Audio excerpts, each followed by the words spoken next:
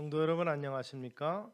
수요 메시지 시간입니다. 오늘은 그리스도의 몸된 교회에 대해서 교회 사랑하는 우리 성도들의 마음가짐과 생각을 생각해 보면서 같이 은혜를 나누고자 합니다. 성경의 주제는 한마디로 말하면 사랑입니다. 십계명의 정신도 사랑이고 우리 주님께서 그 계명 중 무엇이 제일 크냐라는 질문에 대해서 하나님 사랑과 이웃 사랑에 대해서 말씀하시고 새 계명을 너에게 주노라 말씀하시면서 서로 사랑하라 하신 것을 우리는 생각을 해볼 수 있습니다. 또 이 사도 요한의 서신을 보면 끝까지 사랑의 실천을 말하고 있습니다. 그러므로 교회가 사랑을 말하지 않고 교회가 사랑을 실천하지 않으면 안 된다는 것이죠. 그렇다면 이 교회 사랑이 무엇이겠습니까? 우리가 어떻게 교회 사랑을 해야 되는지를 좀 살펴봤으면 좋겠습니다. 이 에베소서를 통해서 사도 바울은 교회는 어떠한 공동체인가에 대해서 사랑의 공동체라는 정의를 우리에게 주고 있습니다. 어떤 사람이 그런 얘기를 합니다. 참 교회에 사랑이 없다 이렇게 이야기하는데 여러 가지 문제점 중에서도 교회가 정말 사랑을 느끼도록 돌보아주지 못했다는 것은 문제가 될 것이고 또 교회 안에 있으면서도 하나님의 사랑을 체험하지 못했다는 개인적인 문제도 있을 것입니다. 결국 교회 본질적으로 하나님으로 사랑해야 될 것입니다. 하나님은 사랑이시라 사도 요한은 그렇게 메시지를 전했고 하나님이 우리를 먼저 사랑하셨으므로 우리도 그를 사랑하는 것이 마땅하도다 이런 말씀을 합니다. 그런 면에서 보면 예수님을 머리로 모신 그분의 몸이 교회요 모든 성도들은 그 몸을 구성하는 각각의 지체인 것을 우리는 생각을 합니다. 그러므로 교회 안에서 성도는 영원한 함께하는 운명 공동체라고 볼 수 있습니다. 부모와 자식, 형제 간에도 좋아해도 사랑하고 싫어해도 사랑해야 하듯이 영적인 한 가정이 모든 성도들은 서로 사랑해야 된다는 것이죠. 우리 하나님께서 우리를 사랑하듯 우리 교회를 사랑하듯 참으로 교회를 사랑하셔야 될 것입니다. 결국 교회 사랑이 성도의 사랑이 없이 이루어질 수 없습니다.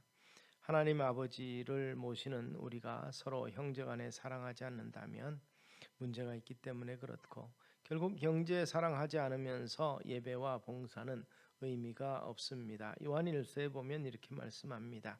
누구든지 하나님을 사랑하노라 하고 그 형제를 미워하면 이는 거짓말하는 자니 보는 바 그 형제를 사랑치 아니하는 자가 보지 못하는 바 하나님을 사랑할 수 없느니라 이렇게 선포하고 있습니다. 그렇다면 그 사랑이 실제적으로 나타날 때는 어떤 모습이 될 것입니까? 자기가 좋아하는 사람, 자기 마음에 들어하는 사람들을 사랑하는 것이 될 것인가? 그렇지 않습니다. 사랑은 약한 자를 먼저 돌보아 줌으로써 시작된다고 볼 수 있습니다. 주님께서 말씀하신 선한 사마리아 사람의 비유를 통해서 이 여리고로 내려가다가 강도 만난 사람을 만난 이 사마리아 사람의 이 선행은 바로 그 강도 만난 사람이 거반 죽게 되어서 도움이 필요하기 때문에 그렇습니다. 자기 혼자서는 그 어려움을 헤쳐나갈 수 없는 상황에서 이 사마리아 사람은 바로 이 강도 만난 사람의 이웃이 되어 주었다는 것이죠. 사랑한다는 것은 관심과 돌봄을 의미합니다. 특별히 교회 안에서 우리는 자신보다 더 약한 자들을 사랑하고 돌보아야 될 것입니다. 범사에 너희에게 모본을 보였노니 곧 이같이 수고하여 약한 사람들을 돕고 또 주 예수의 친히 말씀하신 바 주는 것이 받는 것보다 복이 있다 하심을 기억하여야 할지니라. 사도행전 20장 35절은 바로 이렇게 우리에게 말씀하고 있습니다. 우리보다 약하고 어려운 사람들, 힘들어하는 성도들을 위해서 관심과 사랑을 보여주어야 된다는 것이죠.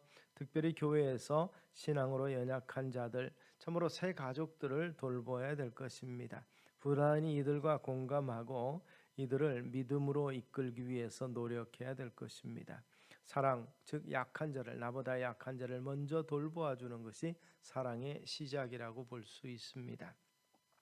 시험과 환난 중에서 괴로워하는 성도가 있음에도 아무런 관심을 가지지 않는다면 결국 죽은 교회와 같을 것입니다. 사도 바울은 날마다 내 속에 눌리는 일이 있으니 곧 모든 교회를 위하여 염려하는 것이라.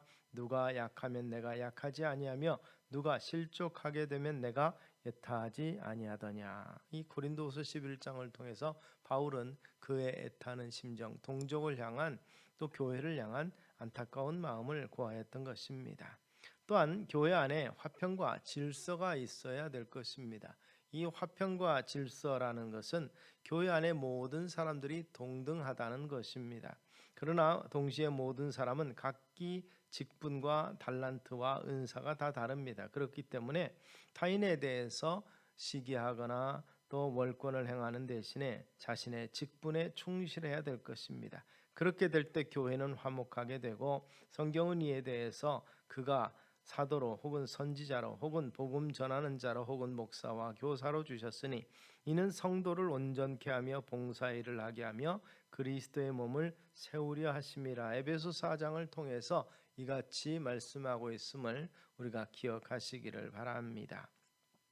그래서 교회는 세상을 심판하고 정죄하는 것이 아니라 사랑과 용서를 베풀고 화평을 이루어야 됩니다.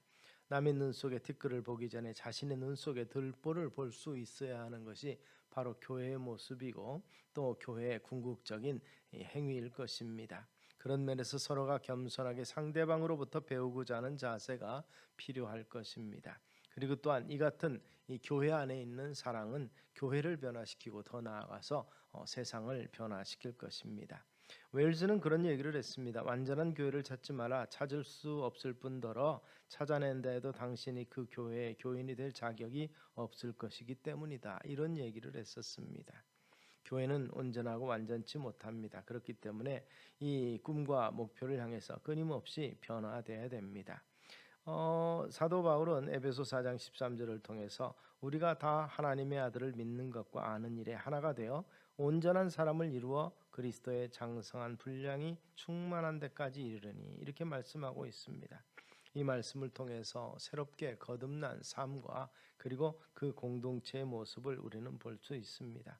결국 하나님의 말씀을 통해서 이 우리 가운데 성령이 충만케 되고 또 그 말씀을 통한 치유와 회복의 역사가 우리 가운데 있을 것입니다.